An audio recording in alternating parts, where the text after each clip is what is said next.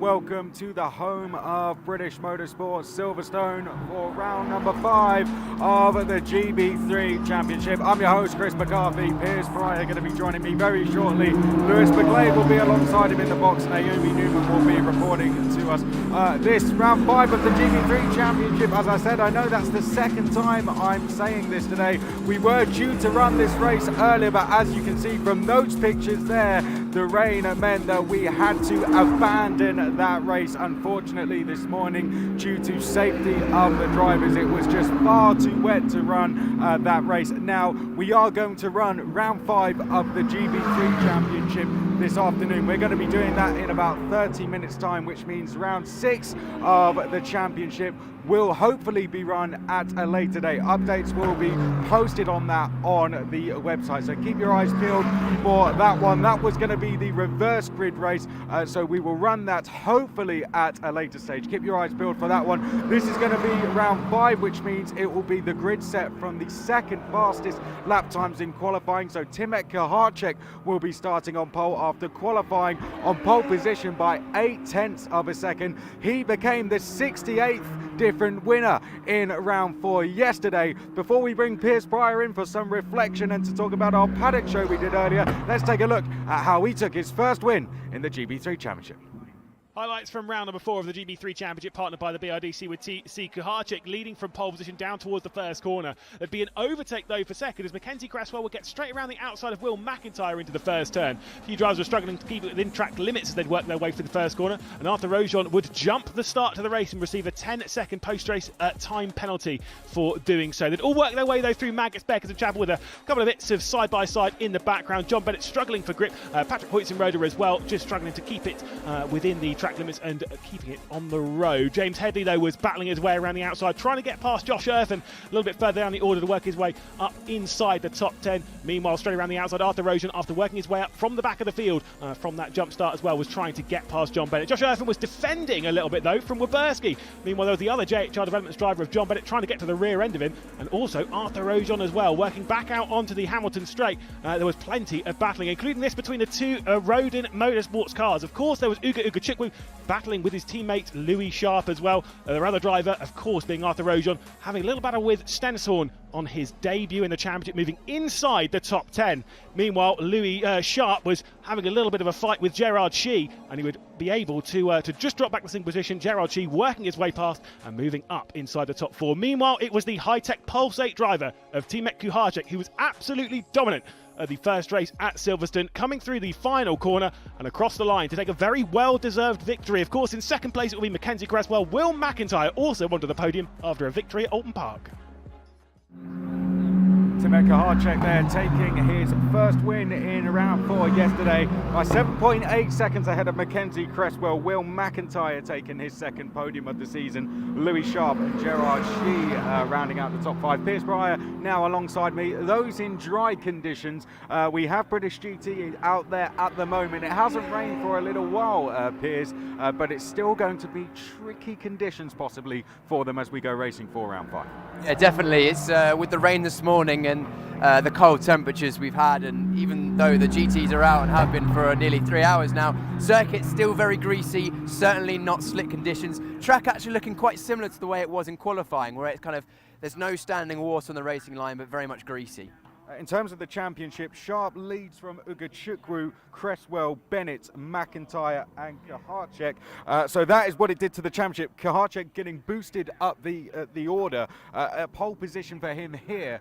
It could boost him up the order a little bit more. Still early days though to be talking about points. I guess at this stage they just want to be putting those points on the board. Yeah, it's very much just get the points in when you can. Try and get a solid start to the season. You mentioned Kaharczyk though. I think Kaharczyk, if he gets away well off the line, which he should do, his second-year driver, plenty of experience with, 23 race starts last year. He should be on for another good result in this one, but, never count out Cresswell as he's a, second-year, third-year driver. And the drivers have had all day, haven't they, to wait around. They had the build-up to possibly go racing earlier.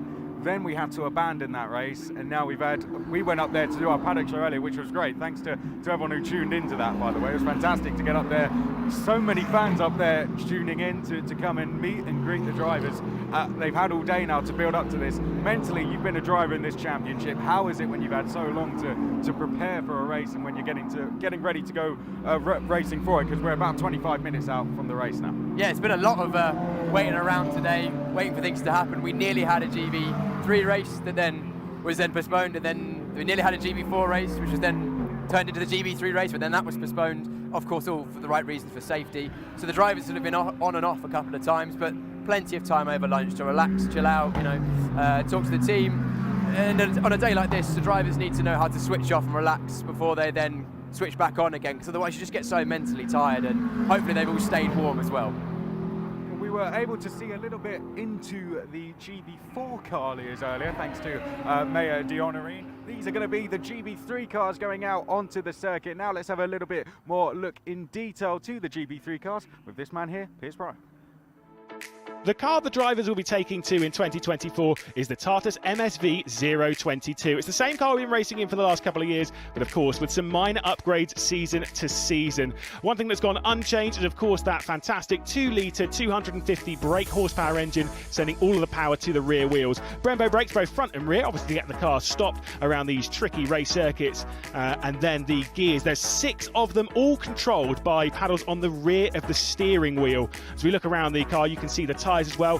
Pirellis all the way around. They get 8 sets, 8 tyres across the weekend. That's 2 full sets. And of course, the upgraded rain lights that we saw last year in 2023 on the rear wing, as well as that main rain light at the bottom. New for 2024 though is the radio, so they can have conversations with the team and with race control itself. Looking around to the front of the car, and you'll see the adjustable front wing. Of course, it's adjustable rear wing as well, so the drivers can make the car exactly what they need for every race circuit.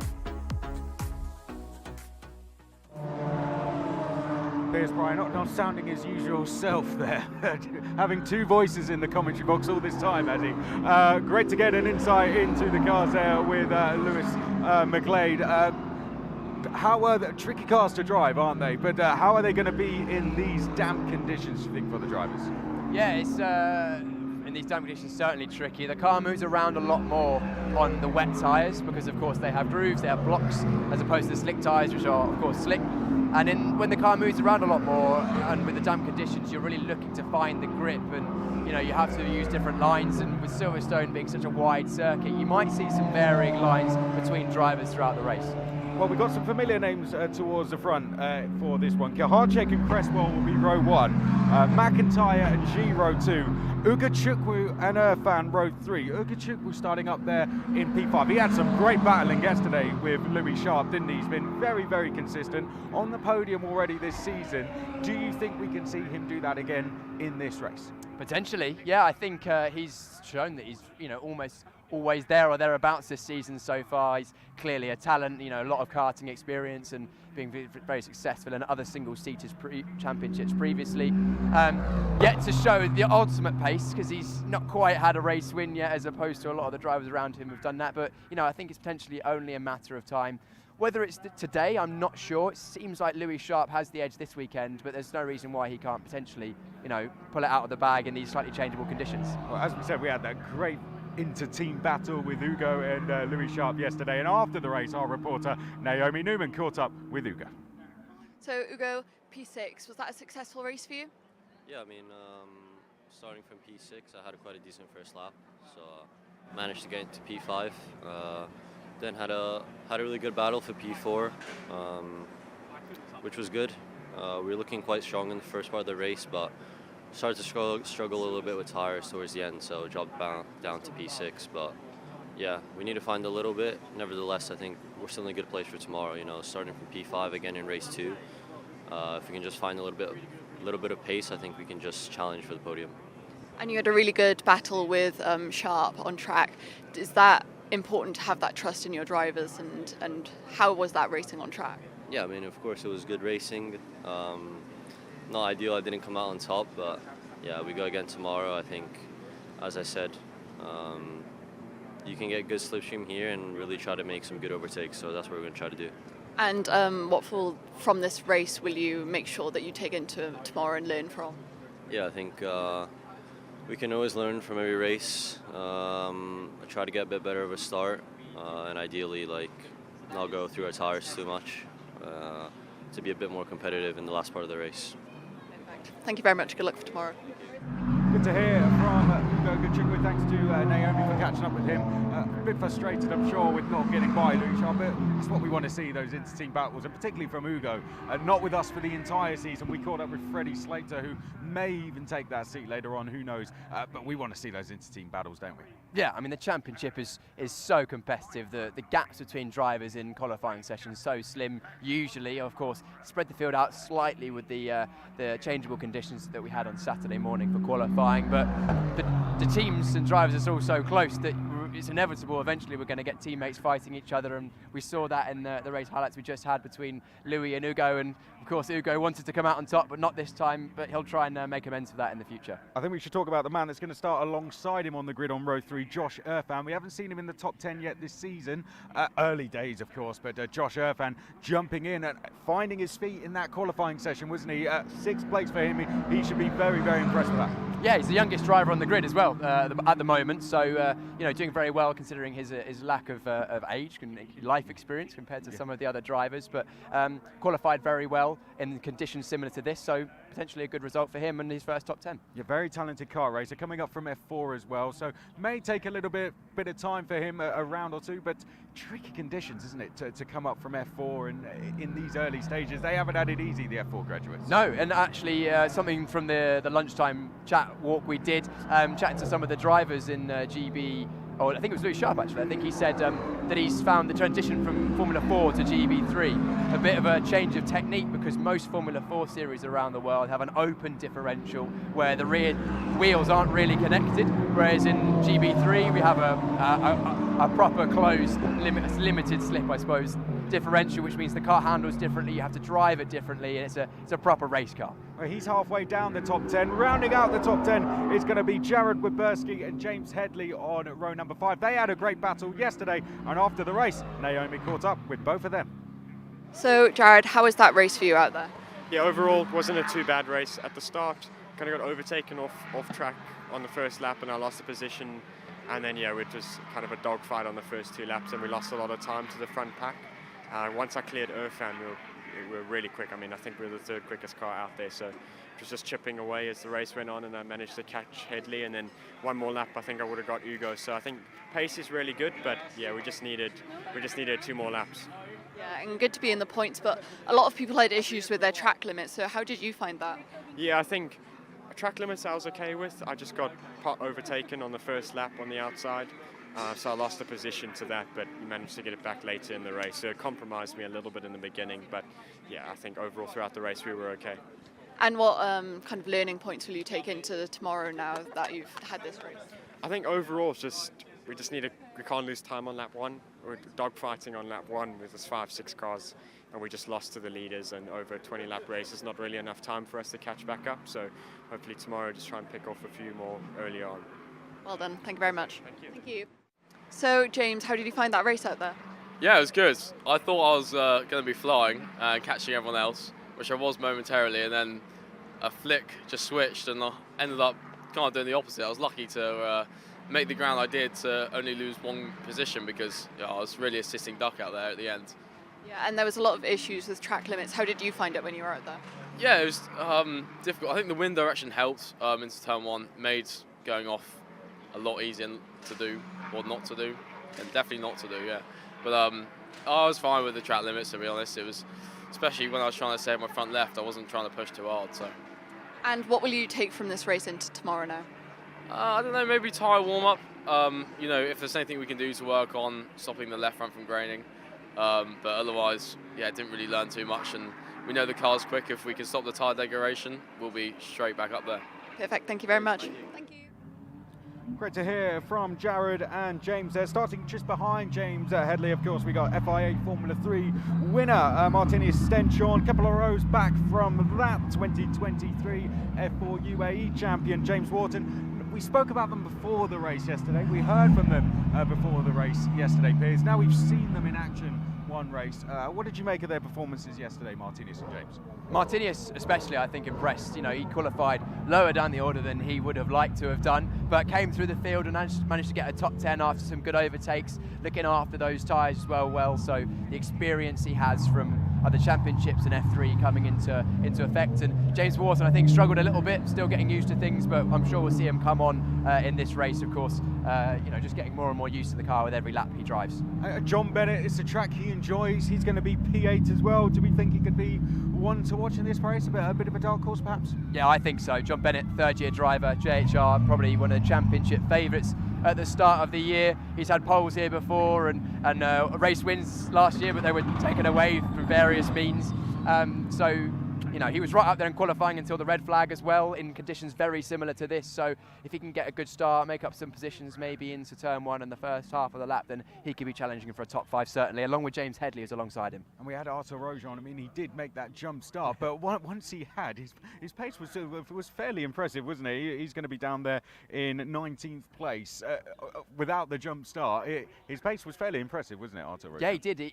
Of course, he made a fair few places at the start with that early jump start, which he got a penalty for in the end. Not deliberate, of course, but easily done when you're on the bite point of the clutch, waiting for the lights to go out. But you mentioned, you know, he had good pace, basically matching his teammates who are right up at the front of the field. And if he can do that again and do the same sort of performance, there's no reason why he can't claw his way back up the grid. We can't hide from the fact there wasn't a lot of overtaking at the front yesterday, was there? Yeah. Let's be honest about that.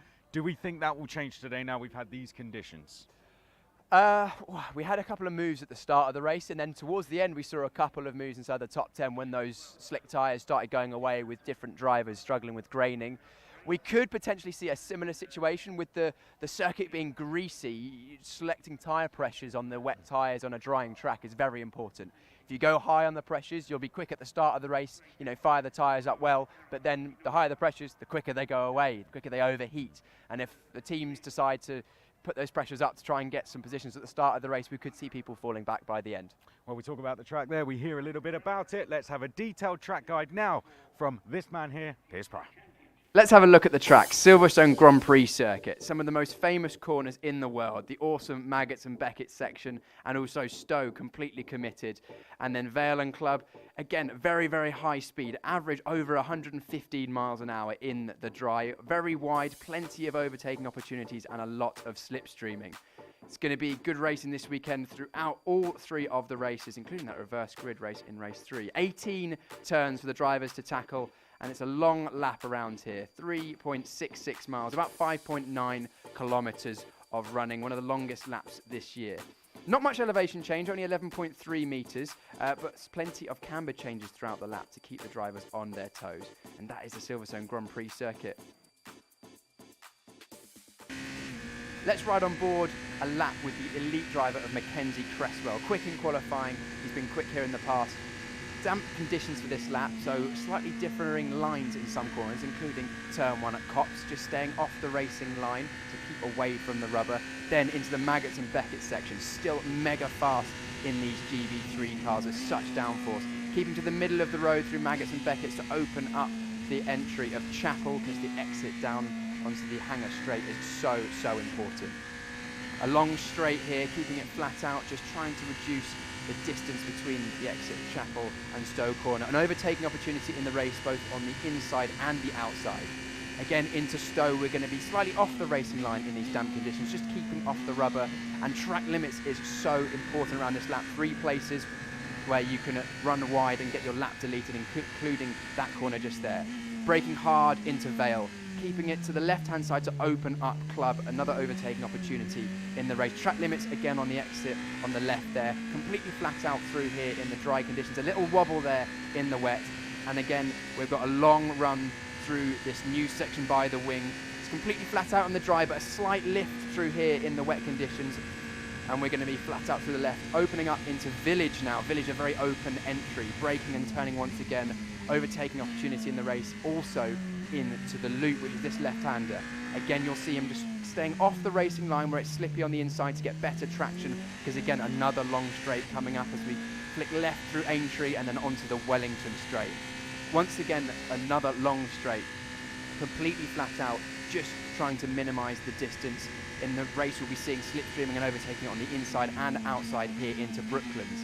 Again, in the wet conditions, slightly off the rubbered line, just balancing the car through here and then going very deep into Luffield to try and open up and get good traction for the exit. Watching track limits on the exit, once again the gravel is close to the circuit, and the final corner completely flat out in all conditions, Woodcote for a lap of the Silverstone Grand Prix circuit.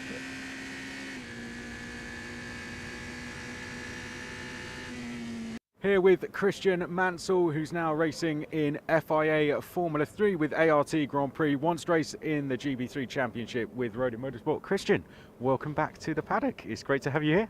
Thank you. It's a pleasure to be back. How does it feel to be back, first of all? Not quite the conditions we had at Albert Park for round 2 of Formula 3, but always a pleasure to be back in the paddock. No, of course. I like coming here. It's nice. I got a couple old friends, a couple of the engineers back in Rodin that I used to work with. It's nice to catch up with them and chew the bone a little bit. And yeah, it's just really nice to be back. Obviously, grew up in British paddocks, obviously in 2020 doing British F4 and then 2021 GB3. And yeah, it's just really nice to be back. Let's talk about those memories when you raced here, third in the championship and racing at tracks like this. How did that help you prepare for going on to FIA Formula 3? Wow, very well, because when I was here last year in Cairns, I put a P4 in qualifying. So it does help a significant amount. And I think obviously there's a few drivers here from the Fracker series who are obviously making the jump back over here. Obviously, Stenshaw's racing as well. So it's very valuable to do this. And, I couldn't top it when I came here the first time. I loved this place since I first got here, and it's Silverstone. You can't top it. And let's talk about your time in Formula 3. Obviously, great to get on the podium last year and a solid start so far for the team overall as well this year. Tell us how it's been. Really good, really positive. Obviously, ART Grand Prix is an outstanding team to be a part of, and the organisation itself is ran so well. And I really enjoyed my time in Campos last year. It taught me a lot, and they're obviously they're a very, very strong team this year. They're probably one of our biggest competitions. But yeah, ART is just so professional, really, really cool car to drive, and you almost feel quite privileged to drive in a team like that. We've just had the Barcelona test. How was that for you guys as a team overall, and how are you looking forward now to go to Imola?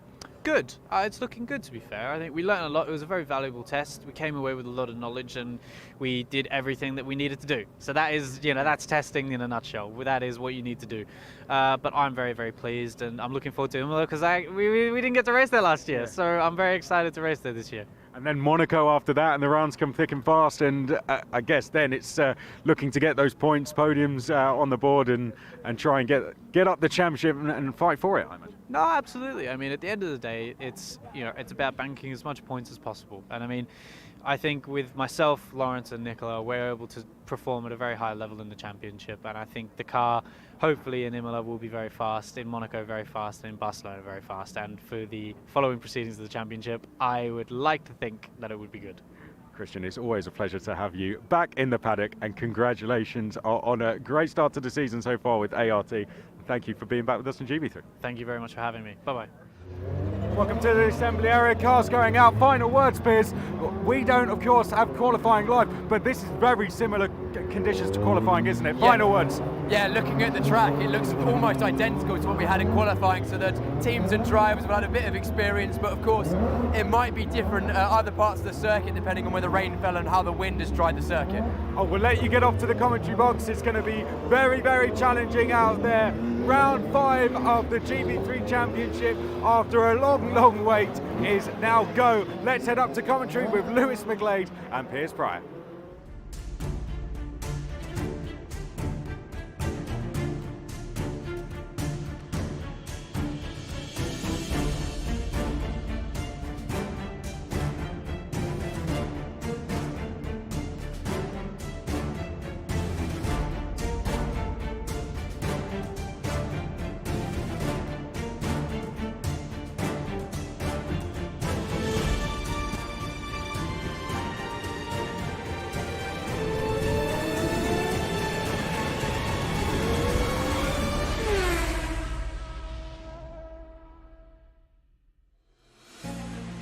So after a slightly longer wait than expected, round number 5 of the GB3 Championship is about to get underway. Of course, we began the season at Alton Park with victories for Sharp, Bennett and McIntyre. Kuharczyk took a victory just yesterday before we continue our journey. 2 races here at Silverstone. We go to Spa, we go to Hungaroring, we end our European road trip, of course, with the Zandvoort, the return to the circuit Zandvoort, of course, before we head back to the UK and back to Silverstone.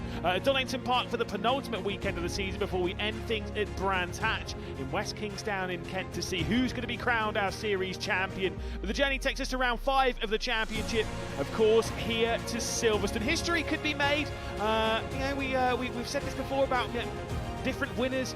We could be on for 10 consecutive winners if you count it to the end of last year as well. We'll take a look around the circuit for some of the most iconic corners, the likes of Copse, Maggots, Beckers and Chapel, of course, the run through Abbey and the farm curve so extremely fast, and of course that run into Brooklands where we can see so many moves, same as with down in Stowe. A really tricky circuit for the driver to take all of the 18 iconic turns around here. Not too much when it comes to undulation over the 3.6 miles. A fairly flat circuit with just 11 metres of elevation change all the way around. That big rise coming up to Stowe before it drops down towards the Vale chicane. That's where the highest difference in elevation is around the circuit. That is the corner that we're looking at here, of course, as we get ready for the race. I was saying about the stats as well. A few other stats. We've had 4 different race winners from the start of this season thus far. The last time we had 5 was 2018. We did also have 5 different race winners from the first round of the season. That's back in 2015, rather.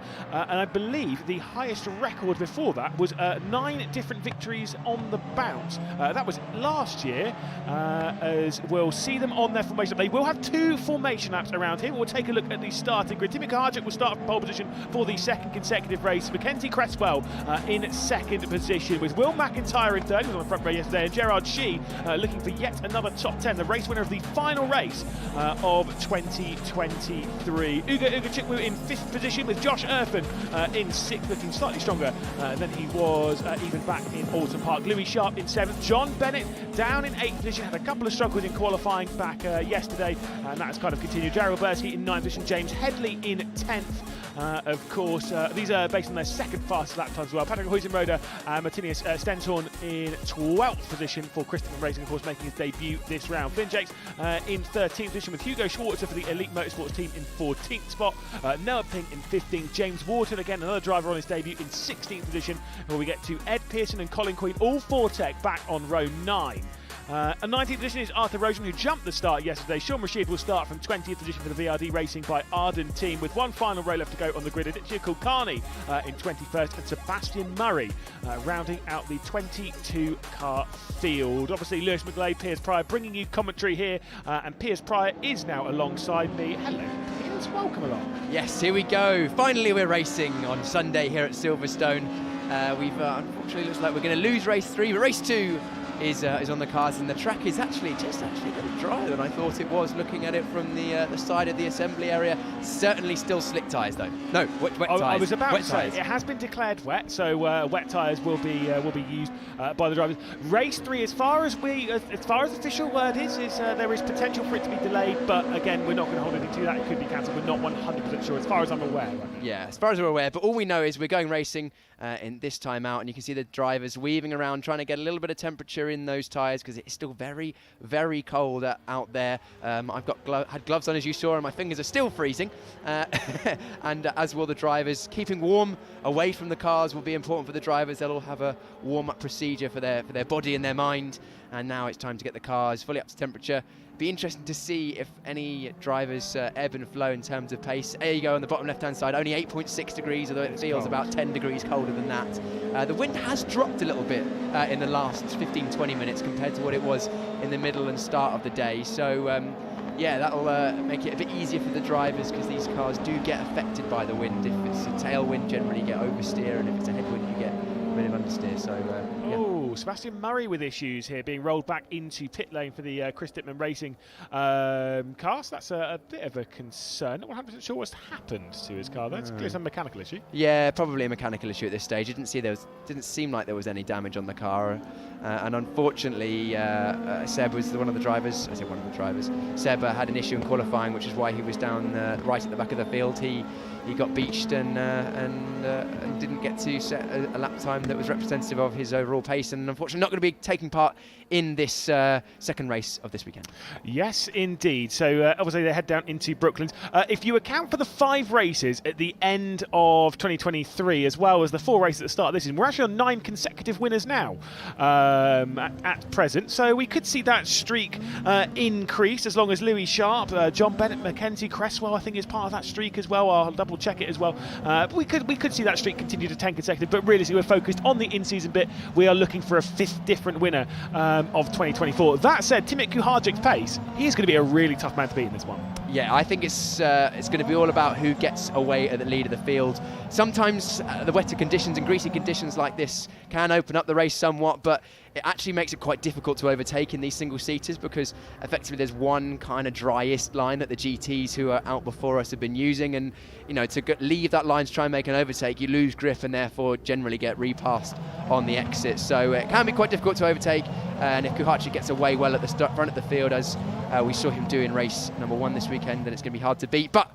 Mackenzie Cresswell has the inside line. You can see him on the left of shot there. The number 16 in the yellow Elite Motorsport car is our second place driver. Pole position on the right hand side of shot, left hand side of the circuit. Number 22, Timothy Kuharczyk. So let's see who's going to win. Obviously, yesterday it was Dzień dobry for Timothy Kuharczyk and his run in the GB3 Championship, partnered by the BRDC. Good morning, obviously, as he welcomed himself as a race winner finally in the title race. Can he do it again, though, as we get ready to go racing once more here in Silverstone? It is, of course, Kuharczyk starting from the pole position. We are underway. Mackenzie Cresswell on that front row. Let's see who's going to lead down to the first corner. Of course, that 21 to the outside. That is Will McIntyre to send one straight around the outside of his teammate of the high-tech Pulsate team, those silver cars that were starting toward the front. But Will McIntyre from 3rd position, I believe, has taken over the race lead as we head down into Maggots, Beckers and Chapel. It is Will McIntyre in the 21. Then it is Louis Sharp in the 2nd position, that black, white and yellow highlighted Rodin machine. Yeah, what a start from Mackenzie Cresswell on the outside. If we go side by side in the background, that is Irfan getting passed by his teammate Bennett, as well as we see Waberski going up the inside of Gerard Shee as well. Yeah, obviously Waberski there in that bright yellow car. Very hard to miss for Elite Motorsports. Blue wings as well. Here comes the defensive line coming from Mackenzie Cresswell. Another one of those yellow cars. Elite Motorsports. White wings on that one, though. And it is the number 7 of Louis Sharp trying to make his way past. By the way, sorry, it was said it was Louis Sharp with the yellow highlight. That's obviously Uga Chukwu, who's made a great start to go from 5th up to 2nd position, as there goes Louis Sharp down the inside, and the black and white car almost makes contact with the yellow of Mackenzie Cresswell. Yeah, there was contact, wheel-to-wheel contact, and Gerard Waberski's made advantage of that, and he's now at the inside of both Sharp and nearly on his teammate, and Waberski goes wide. Now Sharp is going to look to get back through. Absolutely fantastic move there from Waberski, but he's going to have to defend going down into Abbey. Of course, Louis Sharp in the black and white going to the outside, unable to pass there, going through Abbey. Bit of a scramble of grip though, and I believe that was Gerard Waberski running out wide, could be under pressure as we work our way through the farm curve, now into the village loop section. There was certainly a move to the inside by Louis Sharp as he's trying to work his way up the order. It's not obviously the only place where there's battles, as here comes John Bennett in the number 11 silver machine, trying to get to the outside. Yeah, trying to go around the outside of the loop was Bennett in the number 11 grey JHR car. Nearly got the move done, but got squeezed on the exit. Perfectly fair from Gerard Waberski. But at the front of the field, Uga Chukwu now applying pressure to our early race leader, Will McIntyre. Yeah, obviously Will McIntyre has won this season. He won the 3rd race back in Alton Park, so would not be a driver that would extend that streak back to over to 5 different race winners. As James Headley in that charcoal grey number 2 car has moved his way up the order, as is, whoa, that's a big slide from Noah Ping in the number 3 VRD race. Didn't he win here last year? Did Noah Ping? I'm pretty sure he was one of the drivers that did take victory in the 3rd race, if I remember, on the first appearance of Silverstone. Great memory, Lewis. He did win the 3rd race last year here. That was, of course, the full reverse grid back then. He did also take a victory later on in the year in the 2nd round at Snetterton, so he has got the pace to take wins if everything goes right in the non-reverse grid races. Of course, a slight tweak to the reverse grid format this season with only the top 12 getting reversed. But at the front of the field, I'm interested to see that gap between McIntyre and Uga Chukwu, but we've still got fighting all the way down the field as we see the number 42 there, James Wharton fighting with his teammate Edward Pearson. Yeah, that is for 15th position as there comes a look to the inside. Hugo Schwarzer in that yellow car, orange highlights on his one, trying to get past Josh Erfen. That is for 9th position, so right at the back of the top 10. Decent points for those positions if you're able to find your way past. Hugo Schwarzer has actually very much impressed me. Bear in mind he did Ginetta Juniors and such last year. He's very much working his way into this one as now the Fortec cars are going to go side by side. It's Colin Queen and the 62 getting straight down the inside, now around the outside as we head out onto the Hamilton straight. It is Colin Queen and the 62 closest to the shot, straight around the outside of his teammate Ed Pearson. What a fantastic move, as now potentially filling the mirrors might be one of the Rodin cars of Arthur Ojon. Yeah, Arthur Ojon trying to move his way up the field. We know that car has got pace with, of course, Uga Chukwu up in 2nd place and our race or championship leader Sharp in 5th, and who was obviously pretty quick yesterday as well.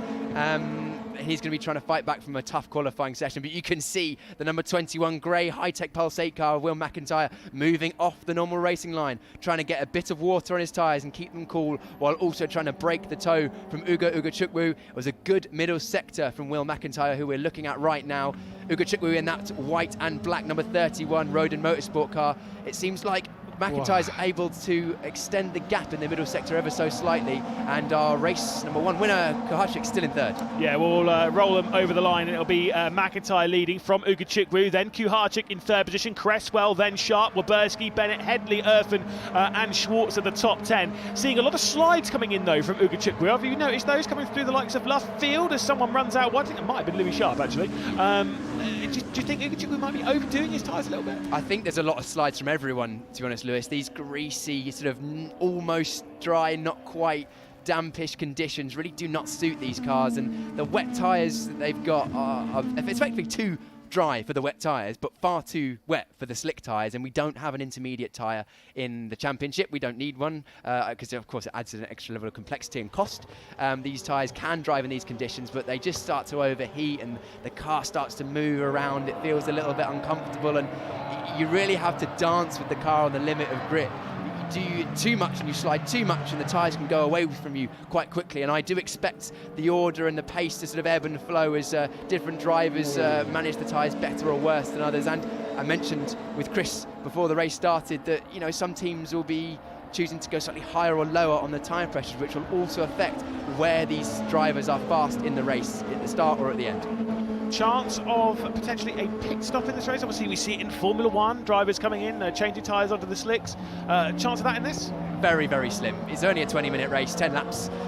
Pit stop will unfortunately are not taking 3 seconds with only a small crew, and the wheels are not designed to be taken on and off in a hurry, so the time you would lose would be nearing a minute and a half potentially for a pit stop, and you're not going to gain that back in the remaining 6.5 laps. No, exactly. If there's a safety car, you might see a couple of drivers come in, but as you can see, there's also too much spray. I did see as they were coming over the crest at Farm, there was a lot of spray being kicked up. Here's some battle between some good mates. James Headley in the number 2 car, charcoal grey going around the outside of John Bennett in the number 11 JHR Developments team. Bennett's going to hold on to that position for now. It is for 7th position. The pair of them have been absolutely rapid in their GB3 careers. Of course, they've been in it since 2022. They've got along very well in that time. They are good mates, but just because you're good mates off the track doesn't mean you're going to be good mates on it. Yeah, absolutely. They'll fight each other as if they don't know each other, but they are good friends off the circuit. And we're seeing now that is Queen trying to go around the outside of Woodcote, not quite getting that done. Queen was trying to go around the outside of Stens. Was it Stenshorn? I couldn't quite tell. It was, yeah. Yeah, didn't get that move done this time, and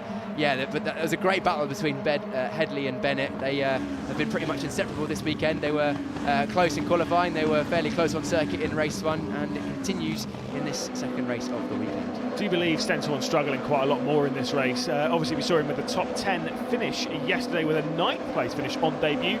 This time dropping down now to 17th position. There he is Martinius Stenshorn dropping back down the order. Back up inside the top 10 though, Hugo Schwarzer in the yellow car trying to find a way past Josh Erfen in the grey JHR Developments car, just trying to hang on at the moment. I think Erfen might be having a couple of problems, but Hugo Schwarzer has been unable to find a pass. It's quite a tricky circuit to make those moves.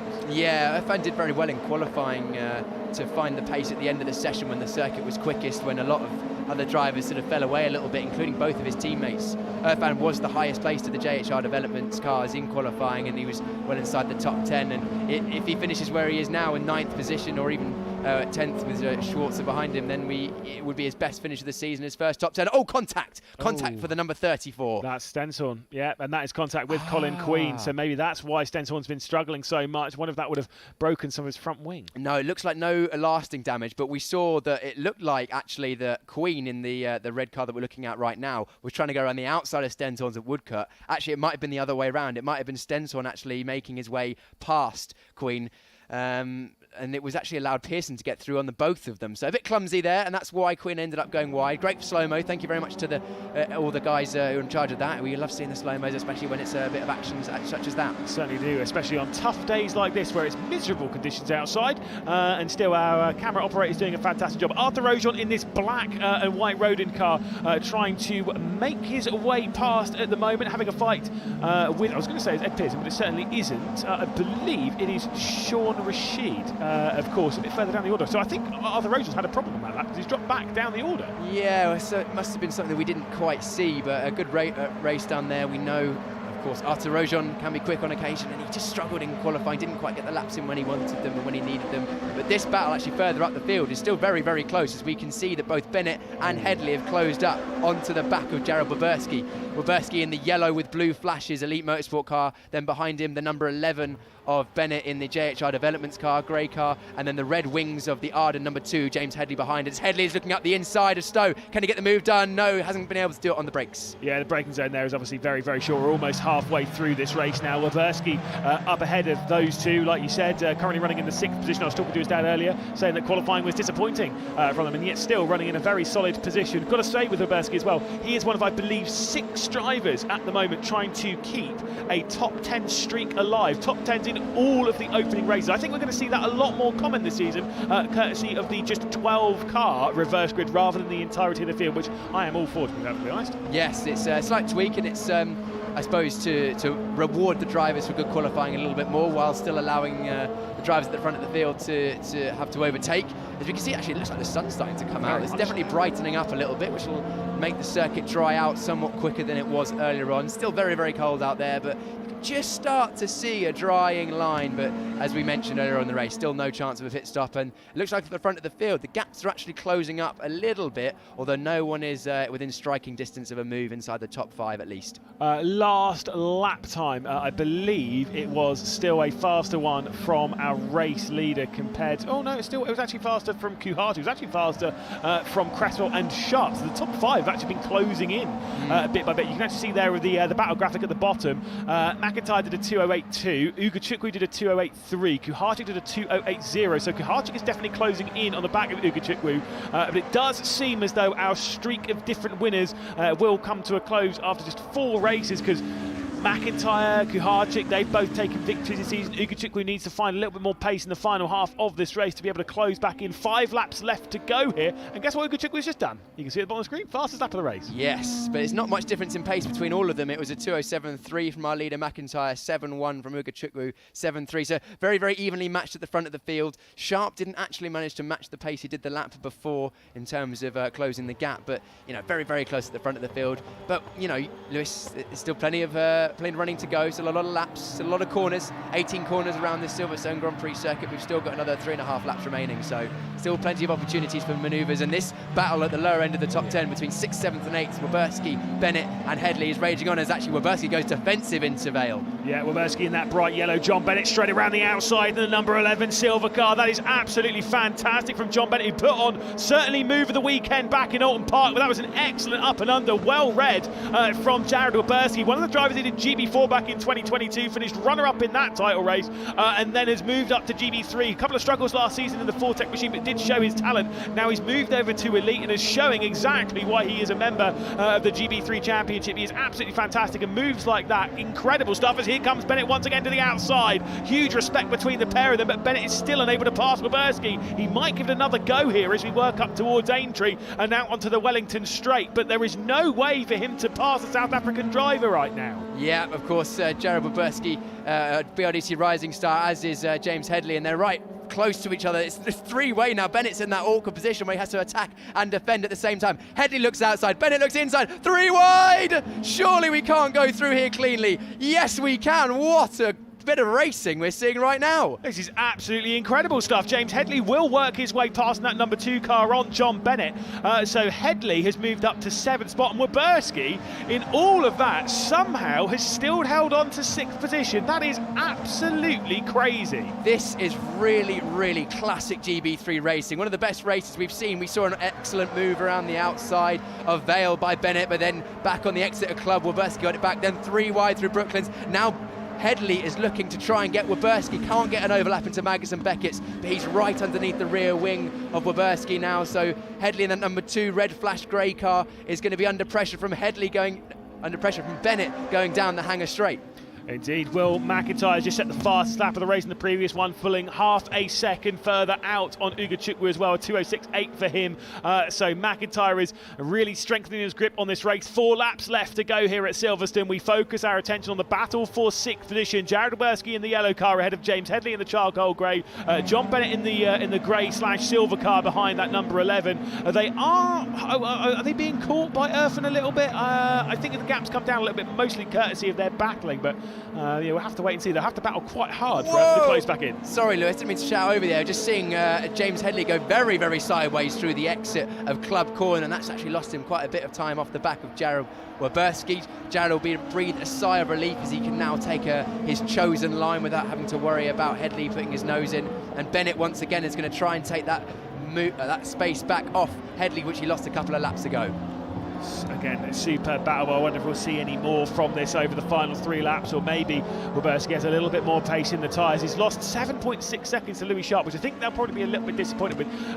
Could that be, if you're struggling for pace, or maybe you're feeling a lot stronger than you were in qualifying, etc., could this be, or even yesterday, could that be tyre pressures? Because you wouldn't expect huge overhauls setup-wise, right?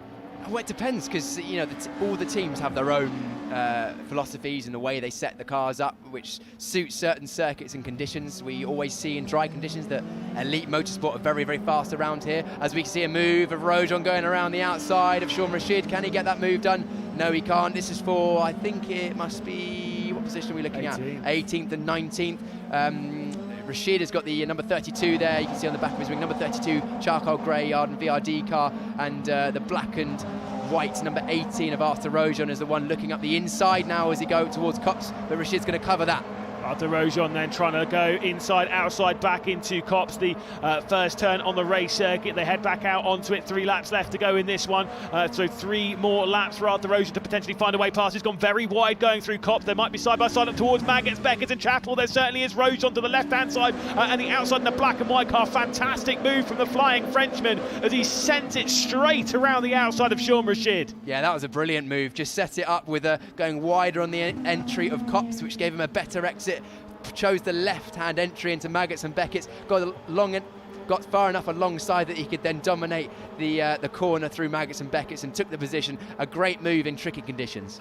Yeah, absolutely phenomenal stuff. Again, the bravery to do that, especially in conditions like this, is absolutely incredible. Still, I will say, not quite on the same level as what we saw from John Bennett and Louis Sharp in the previous. If you haven't watched it, race 2, last round at Oulton Park, absolutely incredible conditions, even wetter than this. And honestly, we saw some very incredible moves. Move to the inside, coming in from the number 42 of James Wharton. Again, debut driver there, making a move past Noah Ping. Yeah, that was a good move going into Abbey Corner. Very, very fast there in the dry conditions, completely flat out, but in these slippery, greasy conditions with wet tyres on, that'll be a lift, potentially even a rub of the brake. So brave move, but well executed. And it seems potentially that Noah Ping's tyre is going away from him ever so slightly at this latter stage in the race, dropping down the order. With coming up to 2 laps left to go in this one, I'm just going to say, championship-wise, I know we're very early in the day, but still, it will be Louis Sharp. I know a lot of Louis Sharp fans out there. He will still hold on to the championship lead, as far as I'm aware. Will McIntyre, though, with that race victory, it would be 3 consecutive podiums for Will McIntyre, which is very impressive. I can't remember, I think it was 5 consecutive podiums for Mackenzie Cresswell at one point last year, towards the end of the season. So we'd have to do a bit of work to catch up to that. But hey, do you know what? Considering we're not doing the reverse grid race at least this weekend thus far, he's got a great chance. If he qualifies quite well for the next round, maybe he's got a great chance to do that. But that said, he's been caught massively by Ugachukwu. Yeah, maybe Ugachukwu just took a couple of laps to take a bit of temperature out of his tyres, maybe consolidate the gap to Kuharczyk behind, and then push on towards the end of the race. He'll know there's only a couple of laps remaining. Took 6/10 out of our leader, did Ugachukwu last time out, to 206.2 compared to McIntyre's 206.8.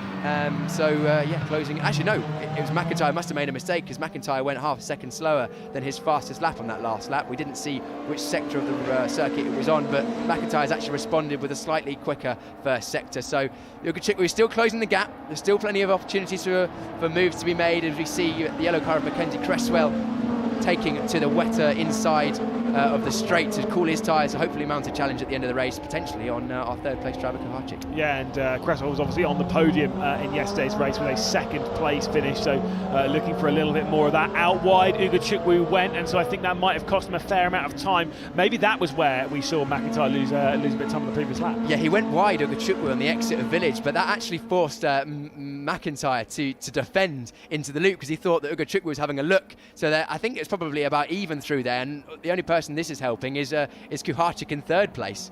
Yeah, I'm going to say it now as we're about to head out onto the final lap of the race. I don't think Kuharczyk's going to take the double victory here from the pole position. He's got a lot of work, maybe a little bit of luck required. That said, I'm sure all the Polish fans watching on will be like, what are you doing counting out Kuharczyk right now? I mean, he's such a fantastic driver, and he's been absolutely incredible. But I just think that victory might be a little bit too far out of reach, doing two moves. On to the final lap then of the race. Yeah, final lap of the race. We've got fighting further down the order. That's Schwartz and the number 42 of Wharton. So Wharton's made his way onto the back of Schwartz, who's in the yellow car, to the inside of Luffield. Can he get alongside through Woodcote? Yes, still got an overlap, but is it going to be enough to make the move into Copse? I think the overlap is going to disappear. Schwartz will probably defend the inside. No, still a little bit of an overlap. Let's see who comes out ahead at Copse. Yeah, this is 11th position they're fighting for. Schwartz will send it to the outside, and that bright yellow car has gone out a little bit wide. Wharton will most certainly come through to take over that 11th position. Surely Schwartz is not going to be able to hang on. They are still side by side though, as they work down into Maggots, as they work their way past side by side. Right hand side is Hugo Schwartz, and left hand side in the white and red car is James Wharton, who has made that move. Yeah, that was a good move from James Wharton. Just hung Schwarzer right to the edge of the circuit, giving Schwarzer only just enough room, so he had to back out. Good move on the final lap, and it's actually allowed the number 3 in the back of Schott, Noah Ping, to come slightly further onto the back of Schwarzer. Maybe not close enough to mount a challenge, but we're back to the lead of the group here. It is McIntyre from Ugachukwu. Ugachukwu has closed the gap to McIntyre at the front of the field with the fastest middle sector of the race as we went through there. Oh, very, very close. Now, I'll let you talk through this, Lewis. Yeah, a bit slow there from Will McIntyre, and Ugachukwu is going to get to the outside. Could we have a thrilling final lap battle between the top two? Will McIntyre, the 21-hour race leader, is now really feeling the pressure from the black and white car with the green highlights of Ugachukwu. They head their way back out through Aintree and onto the Wellington Straight. Is there going to be a move into Brooklands? There's certainly the opportunity for it. Yeah, right in the slipstream is Ugachukwu. He's going to pop to the left-hand side of Schott, right-hand side of circuit. Is he? Yes, he does. He looks around the outside. It's a legitimate overtaking opportunity. Has McIntyre gone in too deep? Potentially. Ugachukwu is going to have a look into Luffield. Can he go inside? Can he go outside? He's going to look for the cutback. No opportunity for Ugachukwu to pass just yet. Will McIntyre will plant his right foot down, and he will come up towards the line. It's going to be a drag race between the pair of them, but for the first time this season we're going to have a double race winner. It is Will McIntyre for the second time in 2024, taking victory from Ugachukwu and Timek Kuharczyk, who sets the final lap on the final lap. Of course, with Cresswell and Sharp in 4th and 5th position. What an incredible performance. What a great drive from McIntyre. Yeah, he got ahead at the start and just controlled the pace, despite maybe falling away in terms of pace compared to Ugachukwu at the end of the race. Drove very well, didn't make any major mistakes which cost him, and took the win. Ugachukwu with another podium, being very, very consistent this season. He took a couple of podiums out of the first round, I believe, didn't he? Yeah, he did. Ugachukwu with two third places in the first and third race, 6th place in the race yesterday, and then another 2nd place today. So Ugachukwu is going to be right up there in the championship, and you can see there our race winner, the number 21, Will McIntyre, giving a thumbs up for a good race with Ugachukwu, and now he's doing a little power slide out of Stowe Corner just to celebrate. Yeah, indeed. Again, excellent performance from Will McIntyre. Did great in qualifying this weekend. Of course, finished in third position in the previous race, and a first place here again means it's 3 consecutive podiums for Will McIntyre. He's a debutant in the championship, his first season in GB3. Certainly up there with Louis Sharp, obviously in his first season. Certainly up there with the likes of Alex Dunn from last season. He was competing for the championship. It's a very impressive performance from him. Yeah, if you can come into this GB3 championship as a rookie and be fighting for race wins right from the start of the season and taking them as McIntyre has so far, then you're really staking your claim as a top quality driver, because we know the level of driving in this championship is effectively second to none. These drivers racing in this championship right now will definitely go on to be some of the best drivers in the world in years to come, and potentially even make their way all the way to Formula One. And of course, if you win this championship, then you've got an extra little bit of help with a prize Formula 3 test coming your way. Yeah, which, let's be honest, I think that's quite handy. And of course, if you win the championship, one of the most important changes for this season is you get, of course, super license points as well, which really adds to it. So plenty of stuff to work from for this season. Of course, it's 10 super license points for taking the victory. You need 40, I believe it is, for Formula 1. 10 for winners. So that's a huge, huge step towards getting into Formula 1. Yeah, it's a quarter of your super license points. And also, you need some super license points. I can't remember how many, but Max Maserati pointed this out yesterday. You need a few super license points to be able to test an F1 car in a race weekend, so that gets you towards that as well. As now we're starting to see our top 3 drivers pull up underneath the podium. We're going to get some raw emotion very, very shortly from Chris McCarthy, but it's great to see the drivers when they first get out of the car and see the raw emotion. I wonder if we're going to have a very exuberant celebration or subdued from Will McIntyre. He's normally a pretty chilled guy, so let's see what he does. Yeah, of course, he will climb out of the car. Hopefully he actually picks one celebration, unlike Kuharczyk yesterday, who tried 3 and none of them really worked. As Kuharczyk will, Will McIntyre will place his wheel back on with a first and a third position for Kuharczyk, and a third and a first for Will McIntyre. It means for the first 2 races of this Silverstone round, they are tied on points. I don't actually know what happens in the Omologato One to Watch award, which is obviously for the driver who scores the most amount of points in the first 2 races. They are locked on points. So I don't really know what go to fastest lap. Honestly, I'm not going to comment because that is a race control decision we might see on the podium. The massive man of Ugo Chukwu goes over to celebrate with his team, as does Will McIntyre after an incredible performance. Yeah, hugs for all round, which is great to see. He's very, very happy with that, and the team congratulating him. A good result again for High-Tech Pulsate, of course, for the first and third. Gerard Shee will be a little bit disappointed, actually. He's qualified right towards the front of the field. I think it was 4th on the grid. Let me just double check. Yeah, he was 4th on the grid and fell back to outside the top 10, picked his way back up into 9th position. So solid results, another top 10 for Gerard Shee, but unfortunately he's probably slightly disappointed with that, but he'll be coming back stronger next time out at Spa-Francorchamps. Yeah, exactly, which is just crazy, by the way, to think that our European road trip begins with the next round. Of course, we're away for 3 rounds, one in Silverstone, one, of course, at Hungaroring, and then first one in the Hungaroring, and then, of course, to Zandvoort in the Netherlands. Should be a fun ride, but of course here at Silverstone the second race is over, and Chris McCarthy is down in the area to have a little chat with our podium finishers.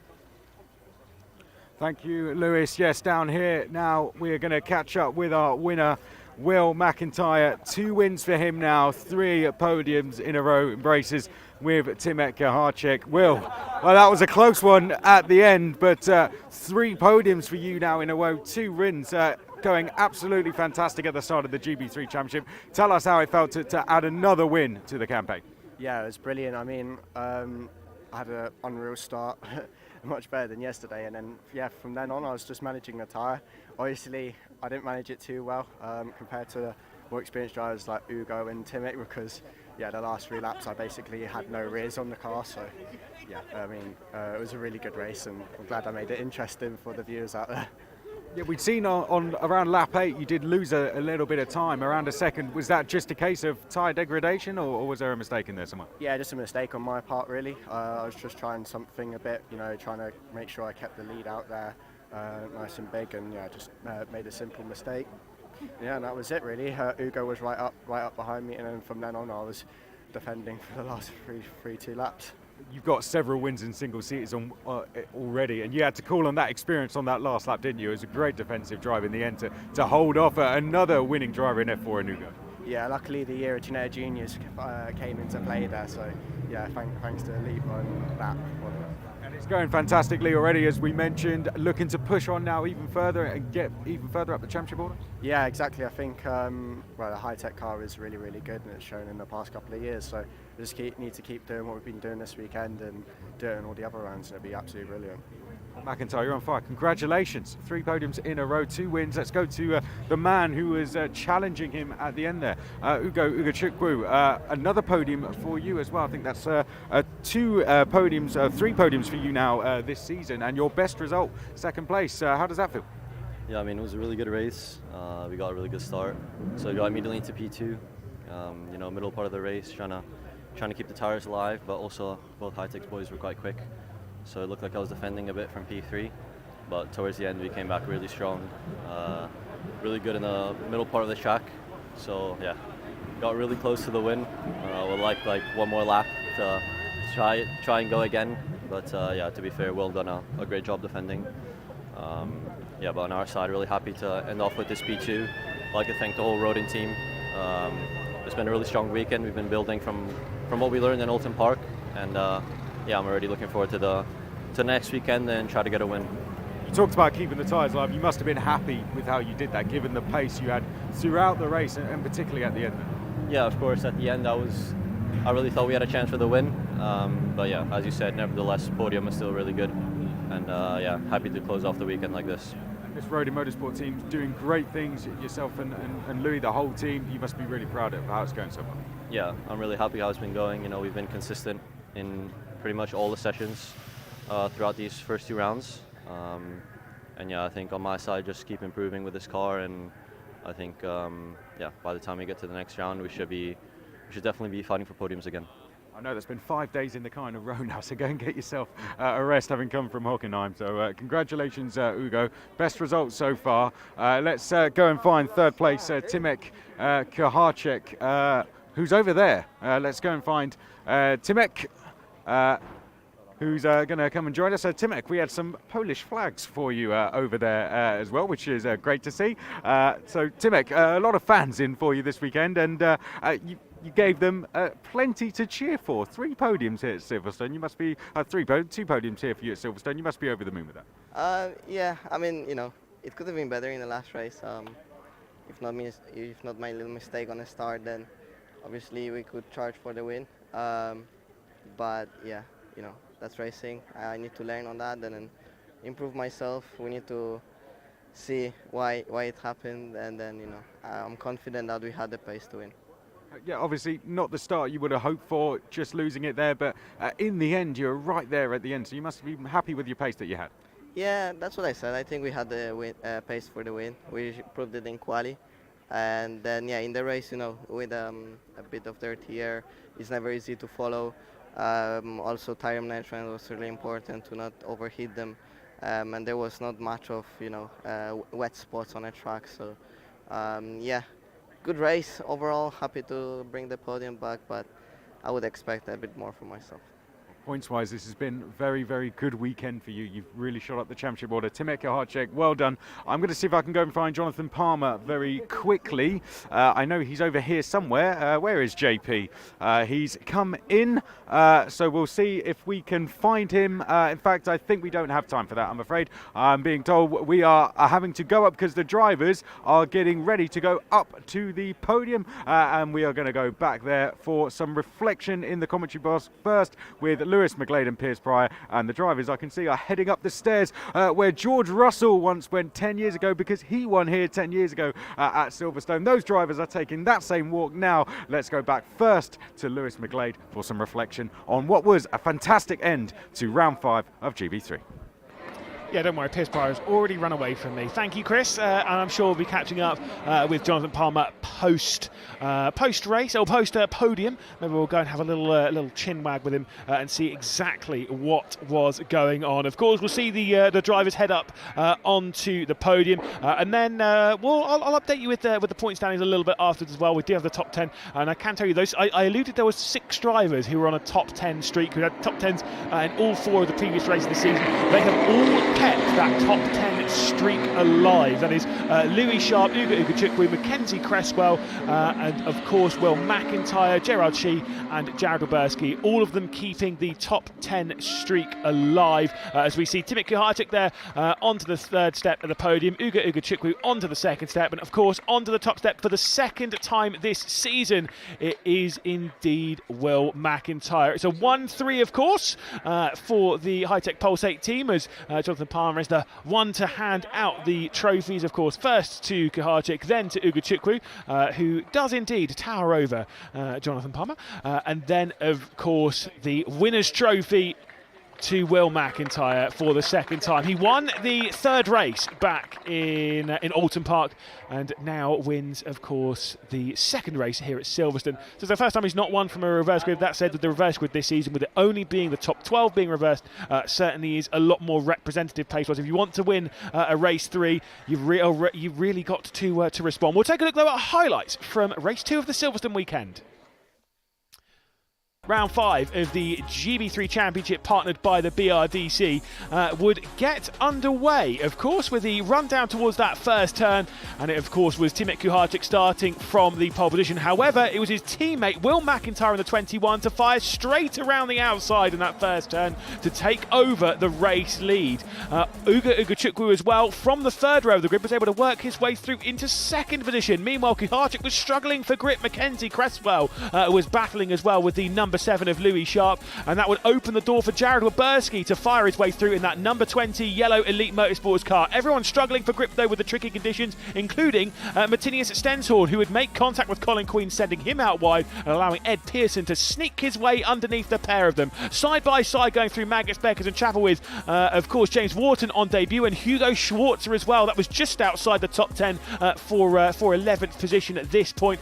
James Wharton working his way forward. Pressure was really building though on the pressure of Will McIntyre on the final lap, as Ugachukwu was trying to find any way past. However, Will McIntyre would come out of the final corner and up towards the line to take his second victory in the GB3 Championship, partnered by the BRDC. Ugachukwu in second behind, and Kuharczyk taking third.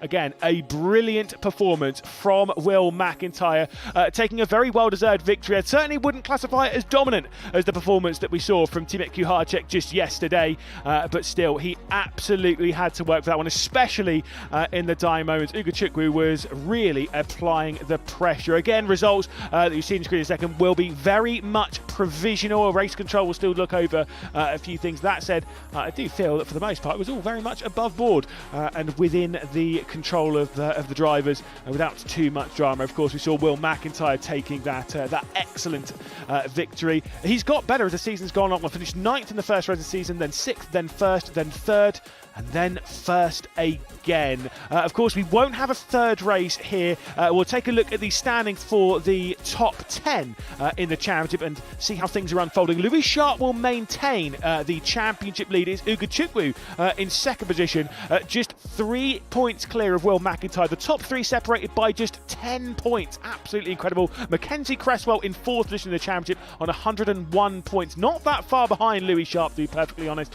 John Bennett inside the top 5, having a victory obviously back in Alton Park. Gerard Shee did work his way back inside the top 10 with a 9th place finish in that race to grab himself 6th in the standings, just ahead of Jared Oberski, who keeps his top 10 streak alive. Timothy Kuharczyk getting his season underway with a victory yesterday in 8th. Arthur Rojon having a very disappointing performance in that one, with James Headley rounding out the top 10 of the points, or the top 10 of the championship, rather. Of course, all that will definitely change as the rounds go on. We've got such a long run before now in the end of the season. Still 6 weekends of racing, including 3 abroad rounds: Spa, Hungaroring and Zandvoort. Can't wait to see what's going to happen there. We'll head down though into the paddock area to see exactly what Piers has found with Hugo Schwarzer.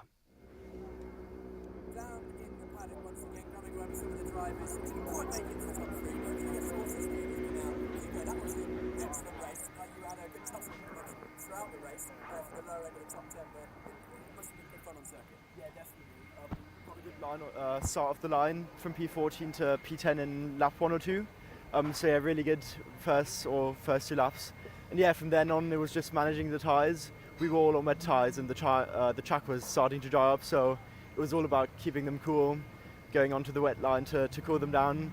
And yeah, the tyres dropped off towards the end a bit for me. But yeah, overall a really good race. Cars are moving around a lot. We could see everyone understeering, oversteering. Of course, you've got some Ginetta Junior experience. Did you have to sort of log back in your brain to sliding around in one of those? Yeah, definitely. It was like a flashback to Ginetta Juniors. Yeah, good fun sliding around in those cars. Yeah, good fun. Good fun, and of course, you saw Jared Boberski, who's just going to come in a moment, right up ahead having a good battle. So it must be encouraging for yourself as a first-year driver in this championship to be not too far away from your very experienced teammates. Yeah, after the step up from Ginetta Juniors, big step up, I'm really happy to be able to compete with those drivers. They've all got a lot of experience, not just in GB3, but also in F4 or any other single-seater categories. So yeah, really happy to be able to compete. Hugo, thanks very much for chatting to us. We'll see you next time out at Spa-Francorchamps. So we're going our European road trip. I'll let you head off to your team and we'll grab Jared Weberski, who's in next. Jared, we just spoke to Hugo. He could see your battle up ahead. We spent a lot of the race looking at you and John and James Headley having a fight, but just put us in the cockpit. What was it like? You had to absorb a lot of pressure there. Yeah, I think at the start I really nailed the start. I got the tyres up, I think, a bit too well. I was really good on the first 2 laps, and then I kind of hit a cliff and fell off. So from then onwards, I was just trying to bring the tyre temp down as much as possible, and then James and John kind of closed in, and then luckily enough, I'd cooled the tyres enough to hold them off, and yeah, we had, I think it was like 3 or 4 corners side by side, we were 3 wide at one stage, so it was a good race, and just, yeah, glad to pick up some points. Yeah, good result for yourself, another top 10. I think it was 6th in the end, so a very good result, but of course provisional as it stands. But also I noticed over there you've got some extra support this weekend. Yeah, I've got quite a lot of people over here, supporting. Obviously Silverstone is kind of my second home almost. I live just 10 minutes down the road, so a lot of friends over here supporting, some few South African flags, so yeah, the support really does mean a lot. And your grandparents are here this weekend as well? No, so grandparents are back in South Africa. It's just friends and family here in Silverstone. But yeah, everyone back at home, I just can't thank them enough for all the support, all the messages I receive after each session. Really, it does mean a lot. Jared, great work on track, and good to see the family atmosphere around here. I'll let you go off and wind down after what was a crazy race. And why don't we grab Noah Ping in? Noah, that was for yourself. We normally see you higher up the field. It looked like a really tough race for yourself. It felt like looked like your tyres were going away, sliding around a lot. Yeah, definitely. It's been a tough weekend for me in general. My teammates have definitely had the pace throughout all of practice, and I just haven't been able to match them. Don't really know what the cause is for that, but luckily we got a little break here. I get to go home to some nice 30-degree weather back home. Don't, mate. But no, I get the batteries recharged, and we'll come head down at Spa. And now we just got to do some wins. We got lucky with the canceled race. We didn't take too big of a points hit.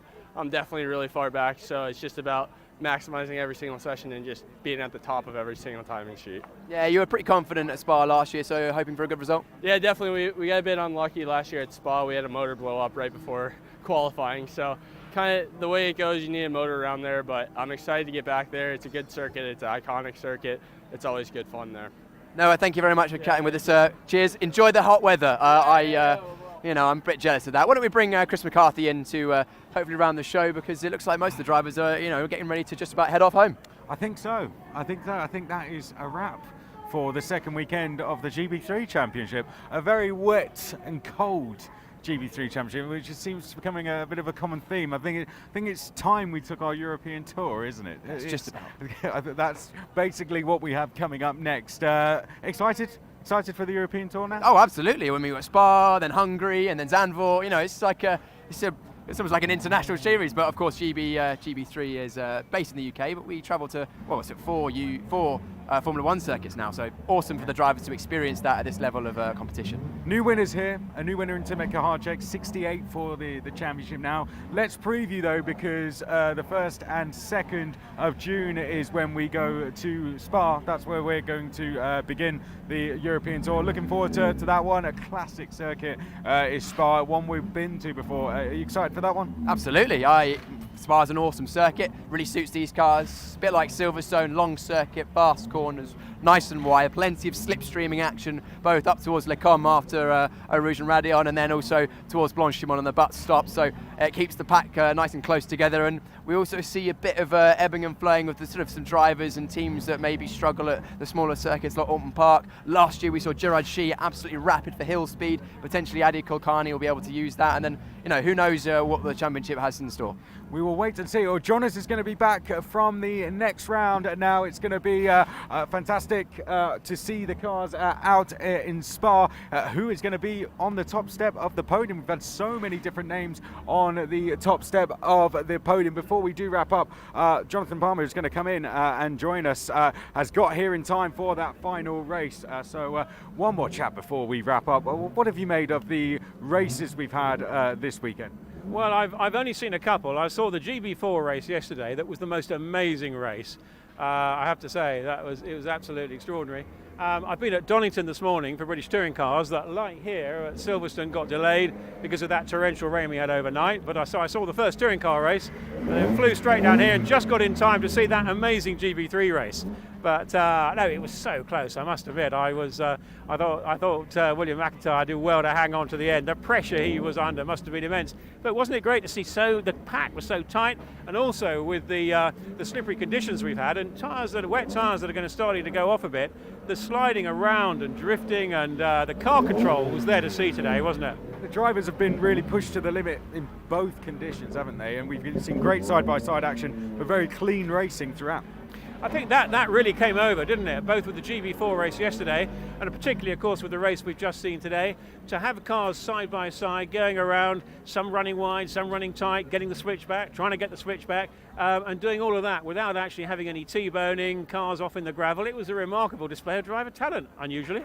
Well, Jonathan, we have to ask you, of course, we were celebrating yesterday 10 years to the day since George Russell won his first single-seater race in this championship, came into what was then known as the BRDC Formula 4 Championship, took his first win, now racing for the Mercedes Formula 1 team. How does it feel to be back at Silverstone today, reflecting on what was 10 years ago, George Russell taking his first win in a single-seater car here in this championship? Well, I have to say, until you said that, I didn't realise this was the anniversary.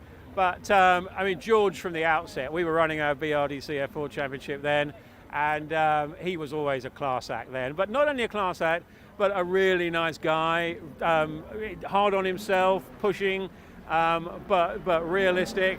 And it's been such a delight seeing George go through Formula 3, Formula 2, and of course being one of the leading drivers in F1 now. We're very, very proud of him, and hopefully he's going to win a world championship sometime in the future. But to think that that's nice to know that, and that's what actually gives me such a lot of pleasure is running these championships to provide a great environment for drivers to learn, to prove their ability, to showcase it, and then use that as a stepping stone and move on to bigger and better things. It gives me a great deal of pleasure seeing it. And it should. You're doing fantastic things for these young drivers, and thank you for what you do, Jonathan. Thank you very much. We'll let you get off. We'll bring Piers back in. That wraps everything up. There we go. For GB3 Championship here at Silverstone. There we go. What a weekend we've had. New winners, and interesting race, great racing, and can't wait to go again in just a few weeks' time. Well, I said Jonas will be back for the next round. We go racing on the 1st and 2nd of June at Spa-Francorchamps, where we begin the European Tour. But from us here at Silverstone, from myself, Chris McCarthy, from Piers Pryor, from Lewis McGlade and Naomi Newman, for now, thank you very much for watching the GB3 Championship.